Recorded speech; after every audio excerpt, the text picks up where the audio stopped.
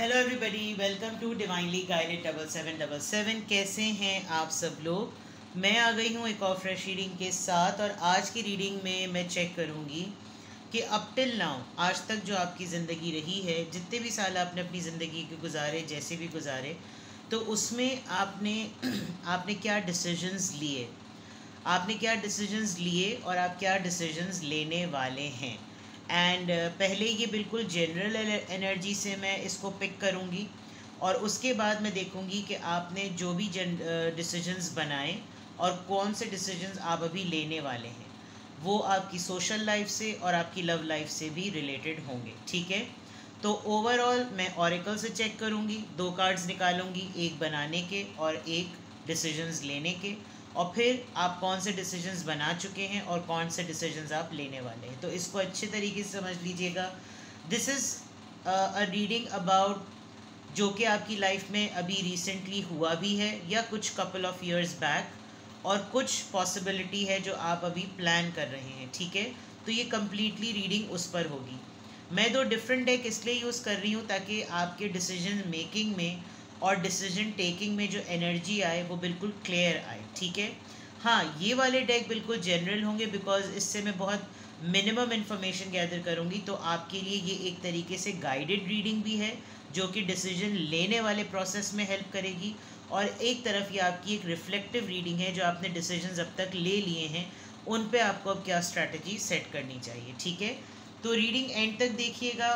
There is a possibility कि मैं आपको एंजल आंसर्स से जो है गाइडेंस भी दे दूं, क्योंकि इस तरह की रीडिंग्स में हमेशा ये होता है, इंसान पूछता है अब आप मुझे बताएं, स्पेशली प्राइवेट रीडिंग्स में, कि मेरे लिए गाइडेंस क्या है, मैं क्या करूं, अब मेरे लिए क्या होना चाहिए।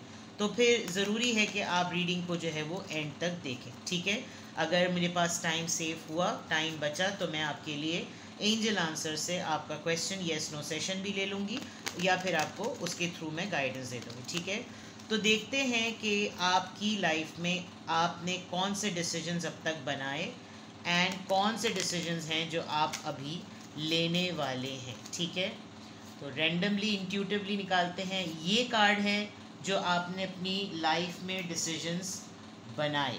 ठीक है, और इंट्यूटिवली देखते हैं कि ये कौन सा कार्ड आ रहा है जो आप अभी अबाउट टू टेक हैं। ठीक है, चलिए जनाब, इसको रखते हैं साइड पे क्योंकि यहाँ अब जगह नहीं है। आपकी ज़िंदगी के डिसीजन जो आपने बनाए, कमिटमेंट, ओके,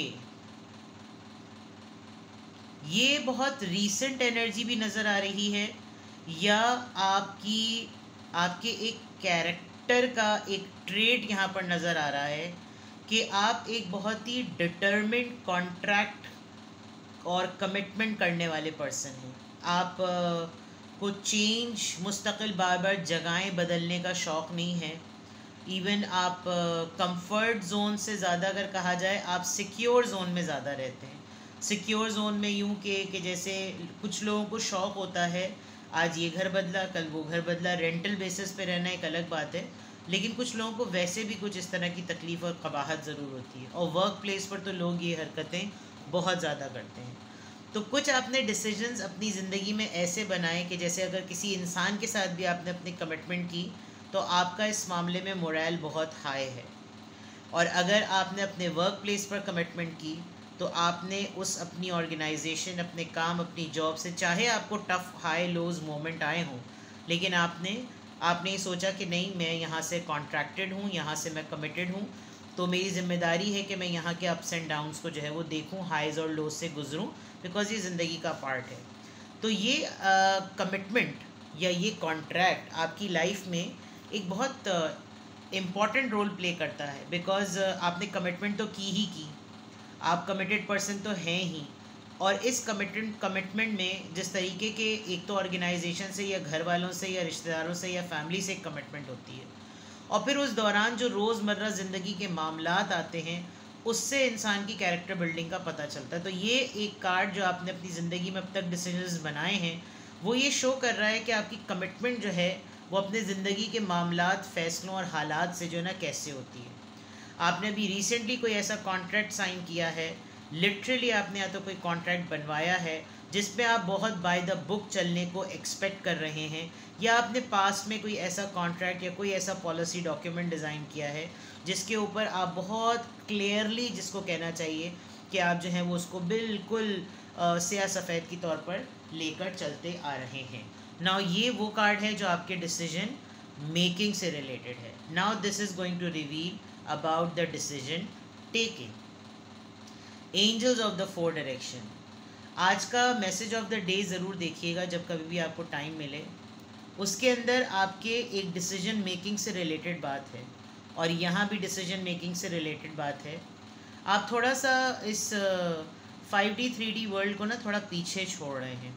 आप एक ऐसा डिसीजन लेने वाले हैं जैसा कि आपको लग रहा है कि now you are not a person for this world. आप अपने हेयर आफ्टर पर ज़रा ज़्यादा फोकस कर रहे हैं, आपको इल्हामी कैफियत आपकी ज़्यादा हो रही है और आप अपने स्पिरिट गाइड से बहुत कनेक्टेड फील कर रहे हैं और आप चाहते हैं कि आपके अंदर एक ऐसी पावर आ जाए कि जो दुनिया के 4 एलिमेंट्स हैं जो खुदा ताला ने तख्लीक किए, हवा, पानी, आग और पहाड़, सख्ती या जो भी फॉर्म है, नवादरात, उन तमाम चीज़ों का जो राइट यूजेज है वो आप अपनी साइकिक एबिलिटी के थ्रू जो है ना उसको अवेल करें। और एंजल प्रोटेक्शन की बात बहुत ज़्यादा है। आप अपने आप को कंसिडर करना चाह रहे हैं कि you are beyond this world and you have those ability कि आप कुछ और दुनिया में ज़िंदगी में कर सकते हैं। आप बहुत ज़्यादा एब्स्ट्रैक्ट और रिलीजियस और पायस होने का ना बहुत ज़्यादा प्लान कर रहे हैं। मे बी कुछ दिनों ये कुछ मलंगी टाइप, ये फ़िनेटिक फीलिंग नहीं है जो मलंगाना टाइप होती है, फ़िनेटिक भी बिलीफ नहीं है, लेकिन आपके अंदर एक सिग्निफिकेंट चेंज आ रहा है कि आपकी रूह जो है ना वो कुछ और तलाश कर रही है। अब वो शायद रोज़मर्रा के मामलात से बस इस हद तक अपने आप को वाकिफ़ रखेगी जितने उस रोज़मर्रा के मामलात होते हैं, लेकिन जो आपका बड़ा डिसीजन होगा, जो आपकी बड़ी चीज़ें होंगी ज़िंदगी की, जो आपके लिए, आपकी फैमिली के लिए, आपके मुस्तकबिल के लिए, उसके लिए शायद आप प्लान कर रहे हैं कि now I should step ahead and I should leave the world. You are more into detaching yourself with the world, you know. ये आपका एक बहुत स्पिरिचुअल किस्म का डिसीजन है जो कि जिस पे साबित कदम रहना मुश्किल हो सकता है, बिकॉज इस दुनिया में रहते हुए भी इंसान कुछ इतना अर्न करता है कि उसको उस अर्निंग में उसकी फैमिली सरवाइव कर सके और बाकी के तमाम मामलात भी मिल सकें। घर बैठकर सिर्फ इबादत करना और मज़हब में मशगूल रहना, ये तमाम चीज़ें पॉसिबल नहीं हो सकती, क्योंकि खुदा ताला हर अमल के ज़रिए जो है ना वो हरकत में बरकत, वो इसीलिए कहता है कि मेहनत करो तो मैं रिवॉर्ड दूंगा, और काम करो तो मैं उसका सिला दूंगा, अर्न करो तो मैं उसके लिए पे ऑफ करूँगा। तो आपको दीन और दुनिया दोनों चीज़ें लेनी। अभी ऐसा लग रहा है कि आप कुछ ऐसे डिसीजंस लेने वाले हैं कि जिसमें आप दीन को तो ज़्यादा पकड़ेंगे, रिलीजन को ज़रा ज़्यादा पकड़ेंगे और आप दुनिया को ज़रा कम कॉन्ट्रैक्ट में रहेंगे। एक बात याद रखिएगा, चाहे हो हुकूकुल इबाद हो, चाहे मामलात हो, क्योंकि आप अपनी कैरेक्टर बिल्डिंग से लोगों की और अल्लाह ताला की नज़र में शायद प्रूफ हो गए, बिकॉज आपके पुराने डिसीजंस लेने का आपका एक पर्सनैलिटी ट्रेट नज़र आ गया, that you are highly committed person. अब इस कमिटमेंट की वजह से जो दूसरी चीज़ आप अपनी डिसीजन लेने वाले हैं वो ऐसा है कि अब आप इस दुनिया को आहिस्ता आहिस्ता छोड़ देंगे। दुनिया को छोड़ने वाले लोग और फिर अल्लाह की तरफ निकल जाने वाले लोग, रूहानियत की तरफ निकल जाने वाले लोग, वो तभी ये फ़ैसला ले सकते हैं जब उनके ऊपर कोई वो जिम्मेदारियाँ ना हो जिनका जवाब उसको मरने के बाद देना पड़ेगा। तो इतना ओवर एम्बिशियस किस्म का डिसीजन मत बनाइएगा। ये तो मैं आपको भी सिर्फ इन 2 कार्ड्स को देखकर एडवाइस कर रही हूँ, क्योंकि मेरा मकसद आपको गाइड करना वहाँ पर है जहाँ आप अभी डिसीजन टेकिंग के प्रोसेस में हैं। जो आप डिसीजंस बना चुके हैं उस पर तो मैं सिर्फ आपको रिफ्लेक्शन दूंगी ताकि आप इसको चेक कर सकें कि हाँ ये हुआ था, ये चीज़ अभी आपके कंट्रोल में है, ठीक है। बट बहरहाल खुदा ताला कब किसका दिल बदल दे, कब किसको हिदायत दे दे, ये खुदा के इख्तियार में और अब्द और माबूद का मामला होता है, इसमें कोई कुछ नहीं कर सकता, ठीक है। अब देखते हैं, या इस डेक से मैं चेक करूँगी कि आपने अब तक अपनी लाइफ में क्या डिसीजंस बनाए हैं, ठीक है।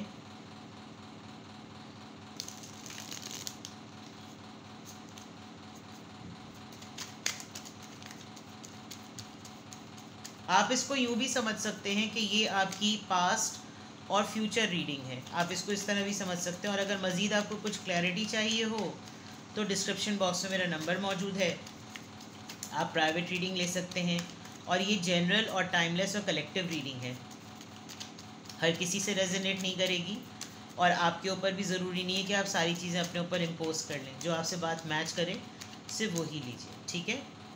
और कोई क्लैरिटी चाहिए तो पर्सनल कांटेक्ट कर लें। कौन से डिसीजंस आपने अपनी ज़िंदगी में अब तक बना लिए हैं?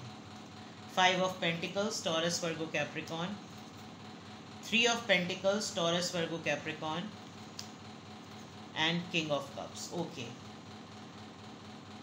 आपके साथ कुछ मामलात ऑड हुए हैं। वो ये कि आपने अपनी ज़िंदगी में एक मामला, एक फ़ैसला ये बनाया कि कुछ लोगों ने आपको आपके बुरे वक्त में बड़ी बुरी तरह छोड़ दिया होगा, जब जेब खाली, बिल्कुल छोड़ दिया। और आप एक ऐसे फेज़ में थे जब आपके ऊपर खाली आपकी ख़ुद की ज़िंदगी की ज़िम्मेदारी नहीं थी, किसी और की भी ज़िम्मेदारी थी। सिंगल पेरेंट हो सकते हैं आप, एल्डेस्ट सिबलिंग ऑर्डर में सबसे बड़े हो सकते हैं आप, अपनी फैमिली में एक ऐसे इंसान हो सकते हैं जिसके ऊपर किसी और की भी लाइबिलिटी या रिस्पॉन्सिबिलिटी हो सकती है। और आपके पास जो आपने कुछ ऐसे डिसीजन बनाए जिसमें आप थर्ड पार्टी में भी रहे हैं। आपकी ज़िंदगी में एक ऐसा इंसान रहा, आपने किसी एक ऐसे इंसान के साथ अपना लगाव रखा जिसने आपको डे 1 से थर्ड पार्टी के अंदर से चलाया है। लेकिन जो कमिटमेंट वाली बात है, आपने कमिटमेंट ऐसी शो की, मे बी आप इनोसेंट थे, आपको नहीं पता था, और ये आपको इसकी तमाम इंफॉर्मेशन किसी पिक्चर्स के थ्रू मिली है, कोई इन्फॉर्मेशन के थ्रू मिली है, और ये बहुत आपकी आंखों के सामने होता रहा, लेकिन आपका बिलीफ बहुत अलग था। बिकॉज ये पर्सन आपकी लाइफ में बहुत ट्रस्टवर्दी रहा है, नो मैटर व्हाट, ये फीमेल या मेल हो, बट एनर्जी मैस्कुलिन है, जो कि एक बहुत फादरली फिगर्ड वाली एनर्जी है। ये पर्सन काफ़ी नॉलेजेबल है, और आपने शायद किसी के साथ, होता है ना बुरे वक्त में कोई एक ऐसा इंसान आपकी ज़िंदगी में आ जाता है जिनको मोहसिन कहा जाता है। अब वो मोहसिन आपकी ज़िंदगी में कुछ इस तरह के आ गए कि उन्होंने लिटरली आपको ऐसा सपोर्ट किया कि आपके लिए ज़िंदगी गुजारना, ज़िंदगी आकर लेकर चलना आसान हो गया। हाँ, ये ज़रूर है कि आपके ऊपर जब बुरा वक्त था तो आपने उस बुरे वक्त में ऐसी पार्टनरशिप की कि जहाँ पर आप इस इंसान को अपनी ज़िंदगी से डिटैच करके इसके ऊपर काम कर सकें। और यहाँ जो भी प्रोसेस रहा वो इसलिए रहा बिकॉज पार्टनरशिप पर काम किए बगैर आप चल नहीं सकते थे, और यहाँ पर किसी एक इंसान ने एज अ मेंटर आपका हाथ थामा, and this person has brought the best from you. He has taken out the best from you, कि आपके अंदर जो एबिलिटी है, जो आपकी इन्नेट पोटेंशियल है, वो बाहर आए, और वो कमिटमेंट की फॉर्म में आपके अंदर से बाहर आई है। तो आपने अपनी ज़िंदगी में अभी पास्ट ईयर्स में जो फैसले बनाए, हाँ, आपकी लव लाइफ यहाँ पे रिफ्लेक्ट कर रही है, और आपने थर्ड पार्टी में रहते हुए इस लव लाइफ को चलाया है। आपको बहुत अरसे बाद जाकर पता चला कि ये तमाम मामला क्या हैं, बिकॉज आपको क्लोजर नहीं मिला। प्लस आप ये भी सोचते थे कि मेरी इस सिचुएशन से ये पर्सन वाकिफ़ है, ये चाहे तो ये बहुत कुछ कर सकता है, लेकिन इस पर्सन ने कभी आपके लिए कुछ किया नहीं। तो जो डिसीजंस आपने बनाए वो आपने एक अपने अंदर एक अज़म ले लिया था, एक अहद कर लिया था कि आप इस चीज़ को जो है ना वो ख़ुद से ही कर लेंगे और आपको किसी की ज़रूरत नहीं है। एंड देन मैं चलता रहा और काफ़िला मेरे साथ जुड़ता रहा, ये वो वाला मामला है। तो ये इस तरीके से जो है ना, आपने अभी रिसेंटली या कपल ऑफ ईयर्स अगो आपने कुछ ऐसे फैसले बनाए हैं, and now at the present जो आपने पास्ट में डिसीजंस बनाए, एक तो आप ये देख सकते हैं कि आउटकम और कलेक्टिवली आपकी रीडिंग का एंड कहाँ पर हो रहा है।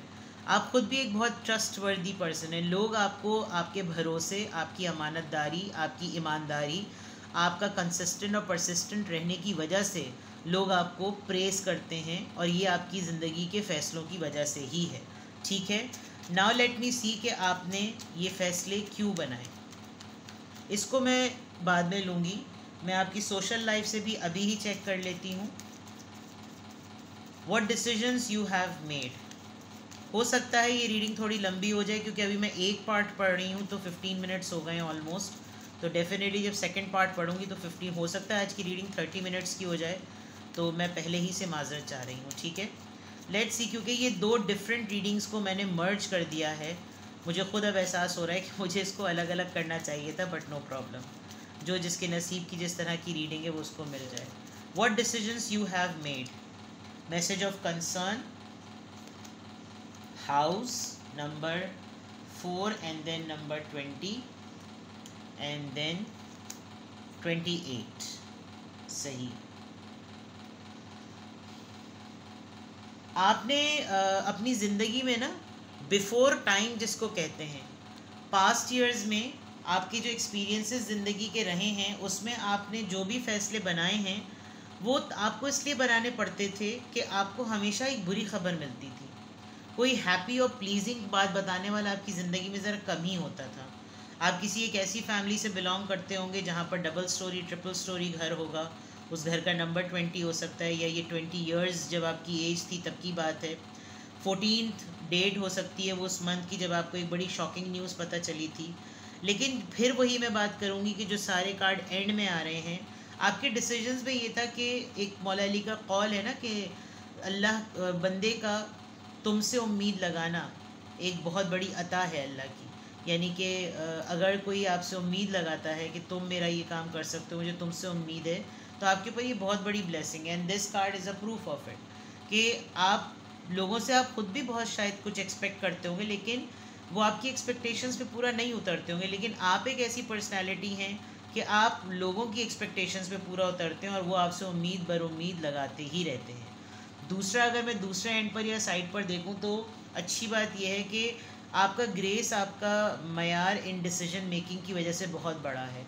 आपके रुतबे में, आपकी इज़्ज़त में, आपके मर्तबे में ना बहुत इजाफा हुआ है। तो आपके कोई घर के मामला में भी आपको घर छोड़ना पड़ा हो अपने किसी फ़ैसले की वजह से, किसी ने आपको नोटिस सुना दिया हो, कोई ऐसी खबर कही हो कि घर से निकलो और घर से जाओ, अब तुम लोग अपना इंडिपेंडेंट रहो, अब अपना काम देखो, अपना नाम देखो। And this decision of leaving the house and living on your own has change everything. ठीक है, अब देखते हैं यहाँ से कि आपकी लव लाइफ का डिसीजन क्या रहा। आपने अब तक जो भी डिसीजंस बनाए उसमें आपकी लव लाइफ से रिलेटेड क्या है। वर्थीनेस, ओके, शायद आप अपनी लव लाइफ में रिजेक्टेड हुए हैं। Boundaries, very good. आप क्लियर हैं यहाँ पर। ये आंसर, आपने जो डिसीजंस बनाए वो इसलिए भी बनाए बिकॉज ये जो मैंने अभी थोड़ी देर पहले बात कही थी किंग ऑफ कप्स की, कि पर्सन तो मौजूद था आपकी लाइफ में लेकिन आपके लिए कोई एक्शन नहीं लेता था।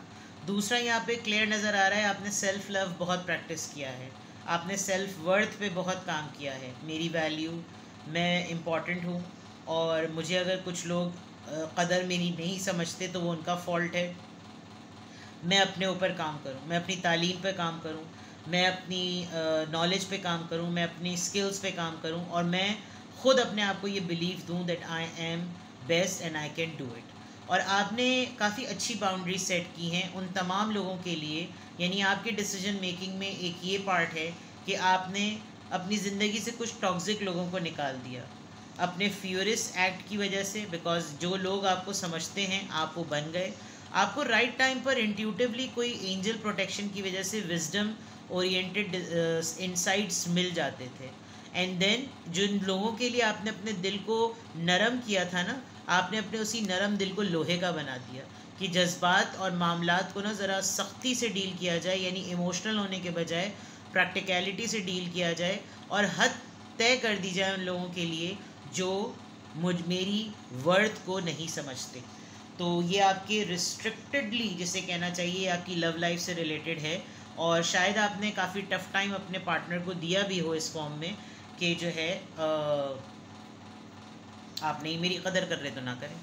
ठीक है, अब मैं देखती हूँ कि अब तक आपने ये डिसीजंस क्यों बनाए थे। Why did you make these decisions, आपने ये डिसीजंस क्यों बनाए थे। ये ओवरऑल आपकी पूरी एनर्जी को अब तक अभी रिफ्लेक्ट करेगा। 3 ऑफ कप्स, ओके, स्ट्रेंथ।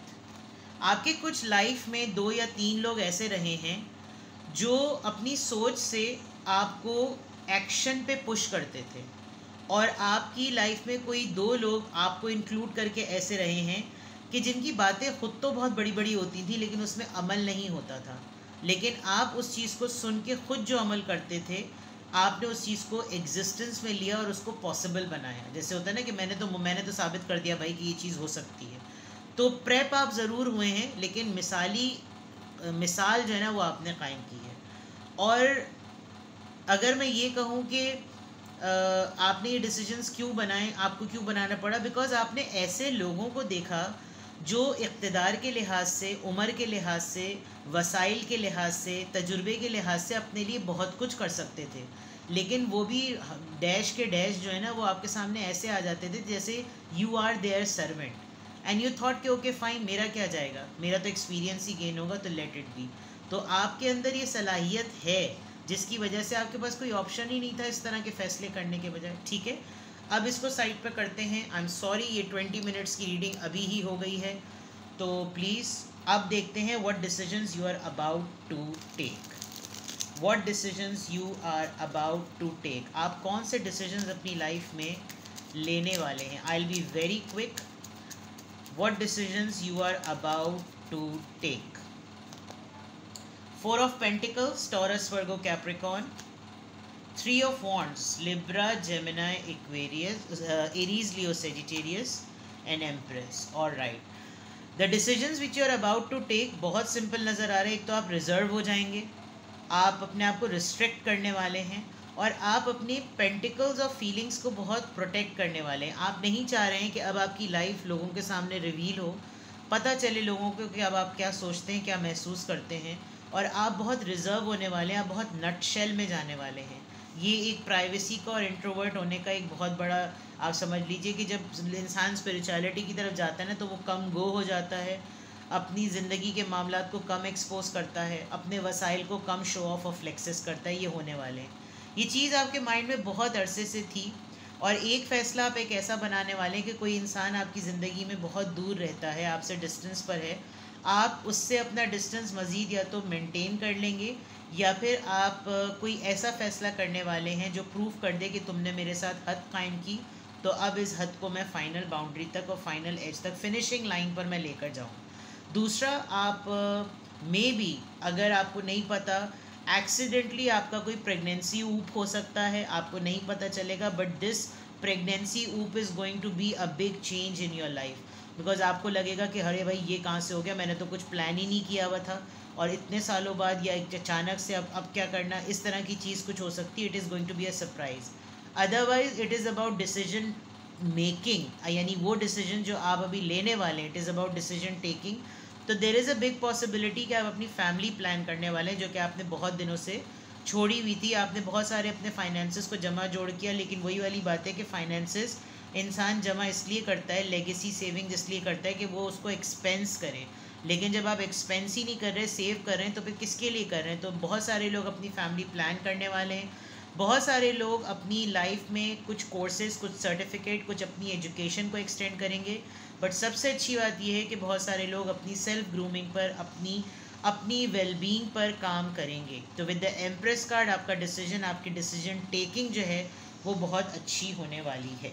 ठीक है, नाउ लेट्स सी हियर, आपकी सोशल लाइफ देखते हैं।